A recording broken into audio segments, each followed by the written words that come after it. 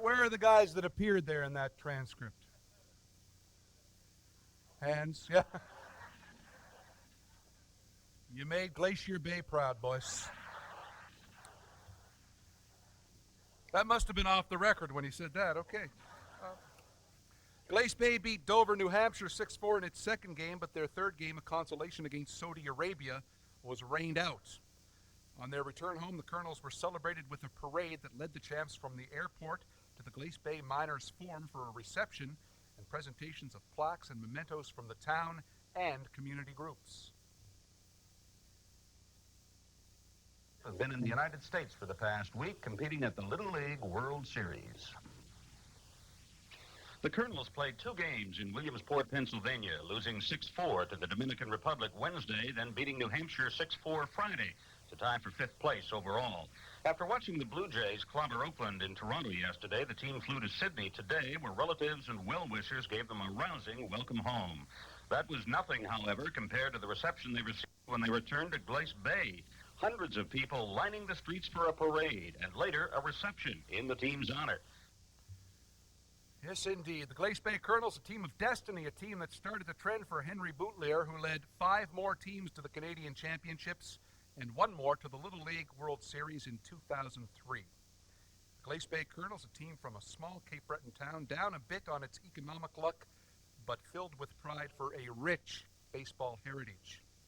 Glace Bay Colonels from a strong Little League background that started in 1952 and has thrived long after many larger centers have folded their programs. Doug Aucoin, Earl Corbett, Kyle Curry, Corey DeJeet, Dana Eswick, Jeff Graham, Gerard Hanrahan, Craig Hickman, Bobby Hooper, David Jones, Jeff Oliver, Jody Rutledge, Stephen White, and John Young. The Glace Bay Colonels led by assistant coach Ernie Pike and manager Henry Boutelier. The newest team to enter the Nova Scotia Sport Hall of Fame from 1987, the Glace Bay Colonels.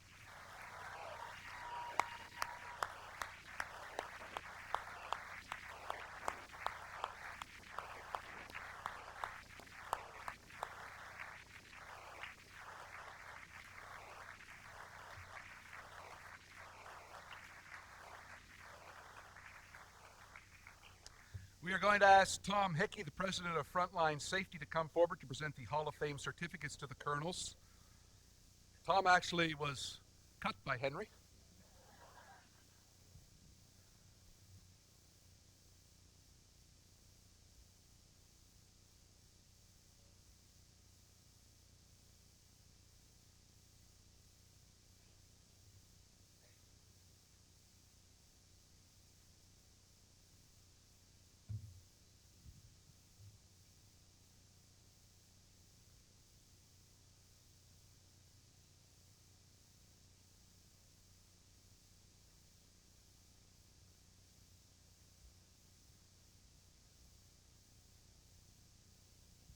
Tell you what I'll do is the pins go this way, I'll go that way and talk to Henry just for a second.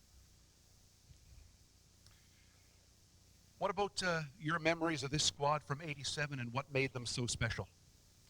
Well, everybody knows we practice hard, but I remember one day we were practicing, and we always had a lot of inter-squad games, and with 6-hour practice, you have to have lots of different things. So one day we were playing, and the kids were batting, and Jeff Oliver was batting. I forget who was pitching, but all of a sudden they started talking in Chinese. Now batting is Tong Yang Chong from Taiwan, and this was in June. So right from early on, this team had in their head they were going to win the Canadian Championship. And the funny part of it, Ernie was working in Devco, was a coal miner at the time. In this particular week, he was working the day shift, so he couldn't be at practice. Dana Eswick wasn't coming to practice. So Ernie shows up, and I said, Ernie, Dana's going to get cut. He's not going to make the team. Why not? He's not coming to practice. I'll be back in a minute. He goes down to the Sterling section of Glace Bay to find Dana. Goes to the house. Mother says, Dana's at practice. No, not at practice. Ernie goes, finds Dana. What's wrong? That team is going to win. I'm scared to fly.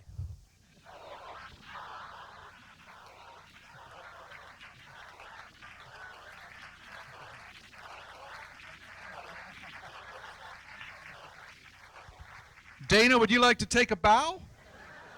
There you go. All right. Here's the guy that got the final out at the Canadians, right? You pitched it and struck the guy out, and that announcer knew all about your squad. What are your memories of that Canadian championship and the subsequent trip to Williamsport, Pennsylvania? Well, it was something, as Henry said, from day one we always dreamed about, and we worked hard from day one. We practiced like, as Dana knew, we were going to win, and we played above ourselves, I think, a lot of the time. But that game, we had a tough game to play. That team beat us early in the tournament, and they beat us easily, actually. And I remember because I pitched that game, and I got beat up pretty good. But the final game, we went into that game with confidence, and it was something that we'll never forget. One thing that I remember a lot is the emotions after the game. Having our parents come out to the field, and as a 12-year-old boy, making your mom and dad very proud, making your parents cry in front of you for something that you've done really well. It was it was quite an accomplishment, and but I'll never forget the last hitter I faced. We talked about it on the bench amongst ourselves. It was Adam Dory. He was probably the best player on that team from BC. He did hit a home run off me in the first inning, and it was kind of nice to face him again at the end. And I had a confidence going out there that I knew I could take him down.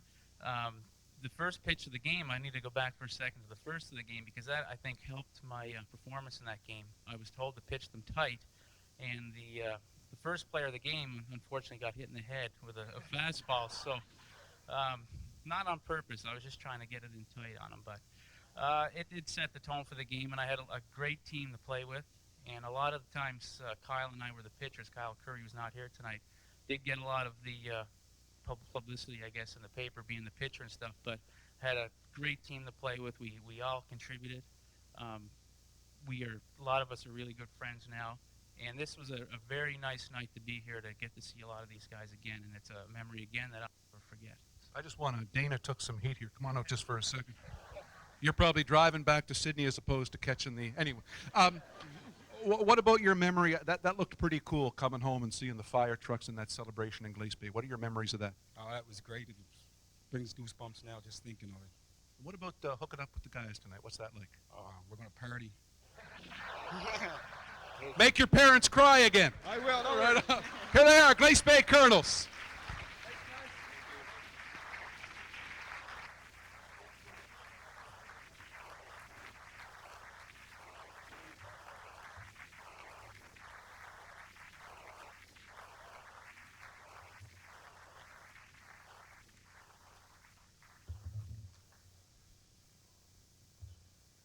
How you doing, Hugh? Good?